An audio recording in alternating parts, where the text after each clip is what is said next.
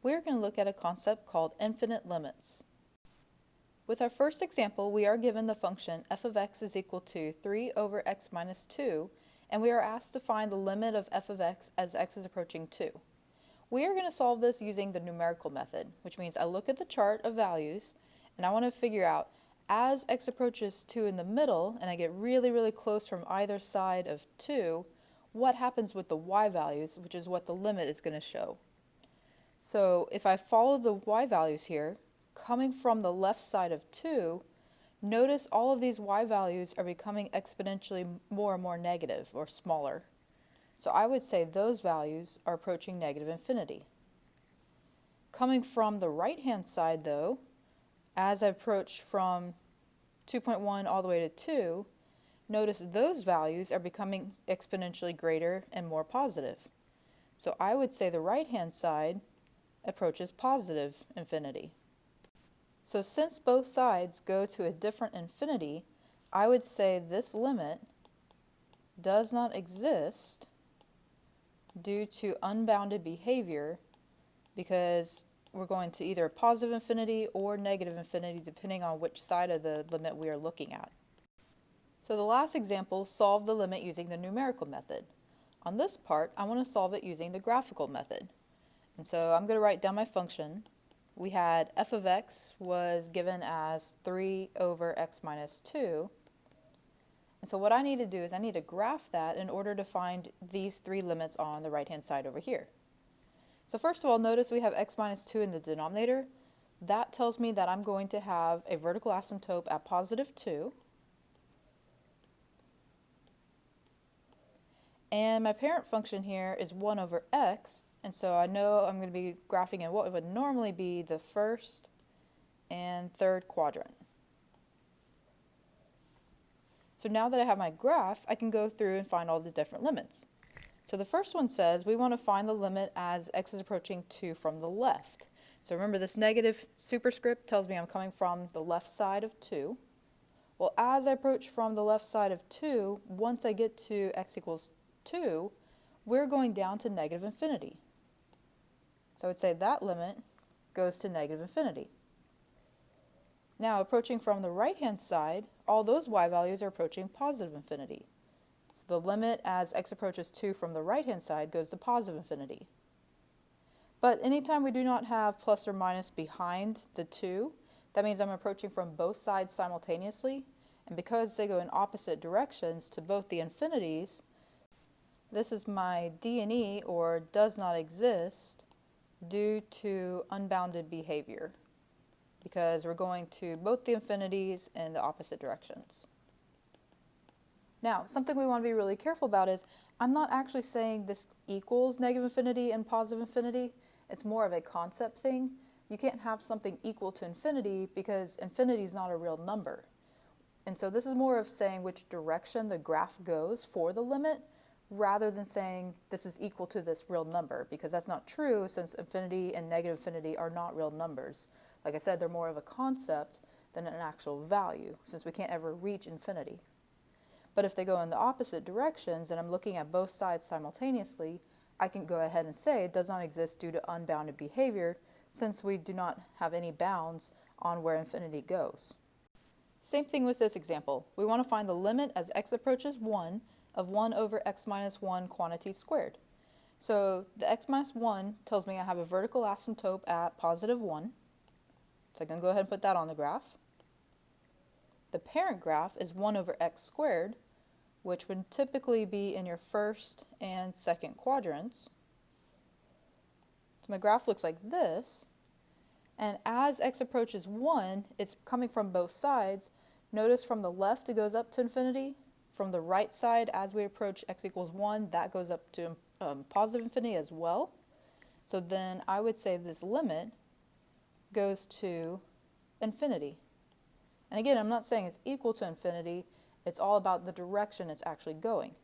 So if a limit goes in one specific direction, we don't say D and E due to unbounded behavior. We actually specify which direction it's going. It's only D and E due to unbounded behavior when you have one side going to positive infinity and maybe another side going to negative infinity, so in opposite directions. So here's our next example. Notice we have the same function for all three limits. We have -1 over x minus 1. So I'm going to start by graphing that. The x minus 1 tells me I have a vertical asymptote at +1. And then notice my parent equation is 1 over x. So normally that's in quadrants 1 and 3. But the negative on top tells me now it's flipped. And so it's going to reflect over the x-axis.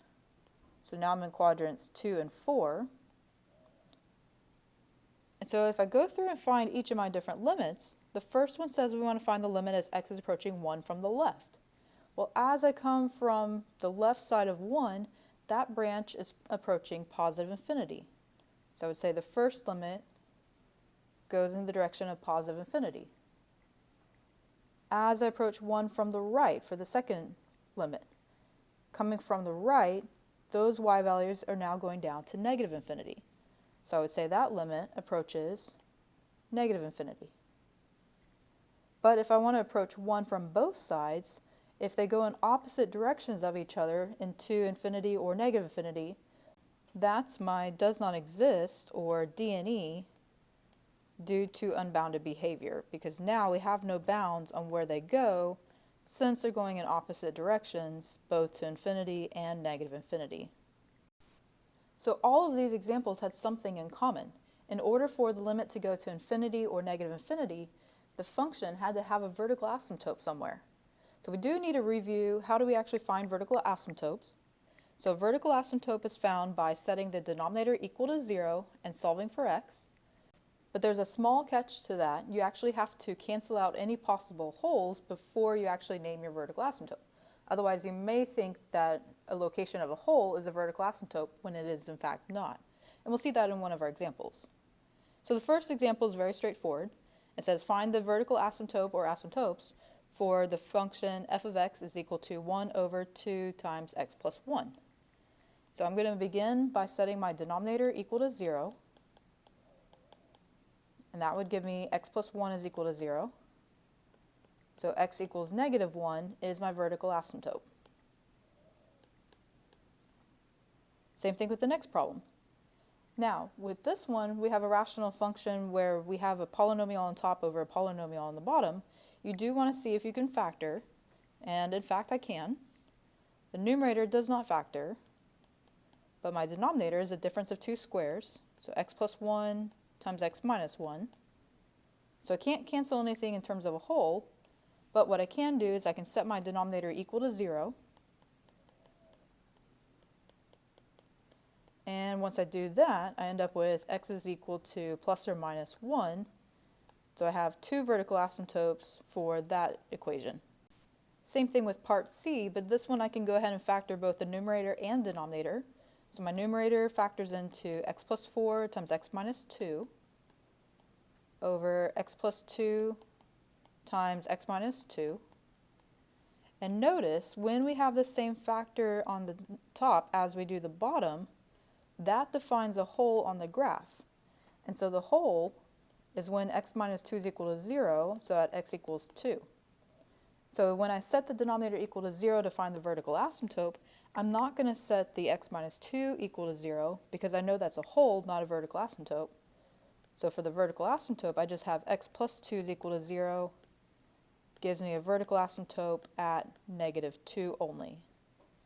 This is one where you would want to be careful because a lot of people might just factor the denominator, set both sides equal to 0, and say, oh, well, the vertical asymptote is plus or minus 2. But it's not, since one of those is actually a whole, so just be careful about that sort of problem. Now, when we're finding infinite limits, it's a good thing to know how does infinity relate to other numbers, or other real numbers. So we have a couple properties of infinity here. We are given two different limits. We're given that the limit of f of x as x is approaching c goes to infinity, and the limit of another function g of x as x also approaches c is going to go to a real number L. So L could be 2, it could be 3, we don't know. It's just a real number. So based on that, we want to see, well, how do those actually relate together when I combine f and g together to make different limits? So the first one says, find the limit as x approaches c for f of x plus or minus g of x. Well, the limit of f goes to infinity, the limit of g goes to a real number L, So this is saying I'm taking infinity plus a number or infinity minus a number, depending on what the sign is. And so if I think about that, infinity plus 2 is not really going to change the fact that we're still going to infinity. So infinity plus a number is still going to go to infinity. The same thing is true if I'm subtracting. If I have infinity minus 2, the subtraction of the 2 doesn't actually change the fact that it's still going to infinity. Now let's see what happens when we multiply. So if I take f of x times g of x, we know the limit of f goes to infinity, the limit of g goes to the real number L, then infinity times 2, if L was equal to 2, it's still going to go to infinity. The only thing we have to be careful about is what kind of number was L. So this is assuming it's going to go to positive infinity if L is greater than 0. But if I was multiplying by a negative real number, then infinity times negative 2 would give me negative infinity. So it'll equal negative infinity if L is less than 0. Now the division can be a little bit trickier just because you have to deal with where the infinity is actually located in terms of the fraction. So if I'm taking the limit of g of x divided by f of x, g of x goes to the real number L, f goes to infinity, I'm taking a real number and dividing it by an infinite amount of units. So let's put this in perspective. Let's say I had 3 pizzas and I want to divide 3 pizzas by an infinite amount of people. Well, if I'm one of those people, if I'm trying to figure out how much I'm going to get to eat, you have 3 pizzas going to an infinite amount of people, I'm getting to eat basically a microscopic crumb. And so that is basically going to go to 0. So a real number divided by infinity goes to 0. But if I look at the reciprocal, it's different. So now I'm going to look at the limit of f of x divided by g of x. So I'm looking at infinity divided by a real number. Well, now I have an infinite amount of pizzas divided amongst 3 people. That means that every one of those 3 people is going to get an infinite amount of pizza. They'll probably be really sick of pizza by the end of it all, but they're going to get an infinite amount. But this is also similar to the multiplication where I have to pay attention to what kind of number L is. So it's equal to infinity if L is greater than 0, but it could be negative infinity if L is less than 0. So now let's see how that plays out in terms of an example. So the first one says, find the limit as x approaches 0 of 1 plus 1 over x squared. First step in limits, no matter what, is always start by plugging in your limit. So if I plug in x is 0, I get 1 plus 1 over 0. Well, I can't divide by 0, that gives me undefined, so I have to find another way of solving this problem. Easiest thing to do is know your parent graph. So if I'm looking at 1 over x squared, that looks like this function, which is in the first and second quadrant. And so the limit of 1 is still 1. That doesn't change. With the second part, though, 1 over x squared, now look at, as x approaches 0 from both sides, both of those sides are going up to positive infinity. So I would say that goes in the direction of positive infinity. And then based on the properties of infinity, when I have infinity plus or minus a real number, it's still going to remain as infinity. So that limit would go to positive infinity. Same thing with the next one. Now I want to find the limit as x approaches 0 from the left of x squared plus 1 over x. Well, even though it's approaching from the left, I can still plug in 0. 0 into x squared gives me 0. But again, I run into the issue of 1 divided by 0. So I need to figure out what happens with this half of the equation. So again, look at the graph. 1 over x is in the first and third quadrant. And then they specify that they want x approaching 0 from the left. Well, as I approach 0 from the left, we are going in the direction of negative infinity. So I would say that this limit goes to 0 squared, which is 0, and then plus, it goes down to negative infinity. And so that just becomes negative infinity. So last example. Now we want to find the limit as x approaches 4 from the right of 3 plus 1 over x minus 4. So again, the 3 doesn't matter. That's going to just go to 3. That doesn't change my limit. But with this 1 over x minus 4, I have to figure out where does that limit actually go, because when I plug in 4, I get 1 divided by 0, which is undefined. So the parent graph is 1 over x. The 4 moves it over to the right 4. So I'm graphing 1 over x with a vertical asymptote at 4.